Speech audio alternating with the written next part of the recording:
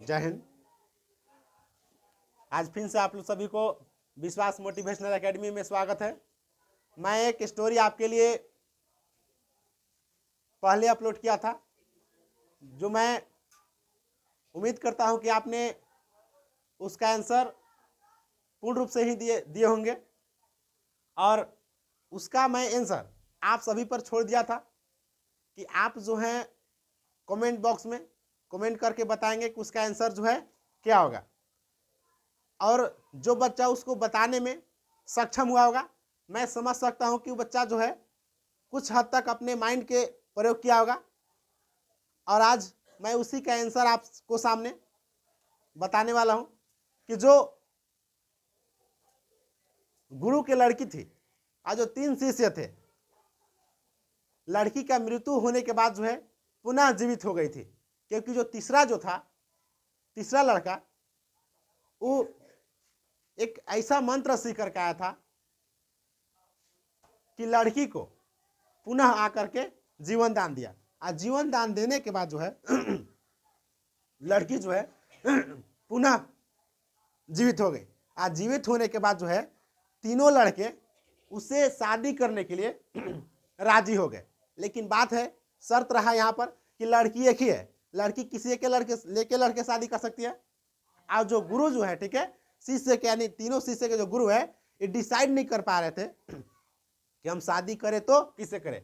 अब कह रहा है कि हम बोले थे कि जो ये कहानी किसको सुनाया जाता, तब विक्रम को। बेताल ने राजा विक्रम को कहानी सुना रहा था। अब बेताल कहता है कि हे राजन, बताओ तुम, ठीक है, मेरे प्रश्न का आंसर दो कि अब जो है तीनों लड़के में से कौन सा लड़का जो है उस लड़की से शादी करने योग्य है। क्योंकि एक राजा, आपको पता है कि राजा से शर्त लगाया गया था कि अगर तुम्हें आंसर पता होगा, अगर तुम नहीं बताओगे तो तुम्हारे सर के टुकड़े टुकड़े हो जाएंगे। अगर तुम आंसर बताते हो तो हम जो है तुमसे बंधन से मुक्त होकर के निकल जाएंगे। बात रहा कि राजा जो है, राजा को आंसर पता था, और राजा नहीं बताता तभी पाप था, अब बता देता तभी भाग जाता। लेकिन वह राजा जो एक बुद्धिमान है, और जो बुद्धिमान होता है वो अपने सूझबूझ के साथ आंसर देता ही देता है। तो राजा के अंदर था कि वह जो तीसरा लड़का से सन्यासी शादी करेगी।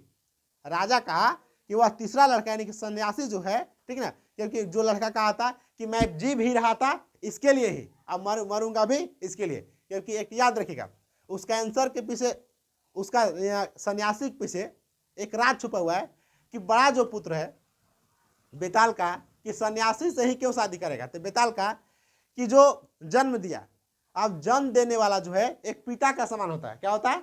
एक पिता का समान होता है, क्योंकि दुनिया में माँ और पिता के अलावा कोई जन्म दे सकता नहीं है। जो जन्म देता है वो क्या होता है? माता और पिता होते हैं। देखिए, तो एक पिता के समान हो गया, बड़ा जो था वो पिता के समान हो गया, ठीक है। और दूसरा जो था इस प्रकार सेवा किया, और जो सेवा करता है शरीर का, पूर्ण रूप से सेवा करता है, वो एक पुत्र के भांति सेवा करता है। अपनी माँ को पुत्र जो है उसी प्रकार सेवा करता है। तो एक पुत्र के समान दूसरा वाला हो गया। और तीसरा वाला जो है एक प्रेमी जो होता है, ठीक है, वो जो कहा कि मैं जी भी रहा था इसके लिए और मरूंगा भी इसके लिए। वही बात है कि इसके बाद राजा विक्रम ने आंसर जो दिया, ठीक है, बेताल का, कि मैं तुम्हारे आंसर को, मतलब मैं तुम्हें धन्यवाद देता हूं कि तुम हमारे प्रश्न का आंसर पूर्ण रूप से या सटीक तरीके से दे दिया। और अंत में बेताल जो है राजा विक्रम के हाथों से छूट करके निकल गया। कहानी यहीं तक समाप्त होता है, और मिलते हैं अगले वीडियो में। जय हिंद।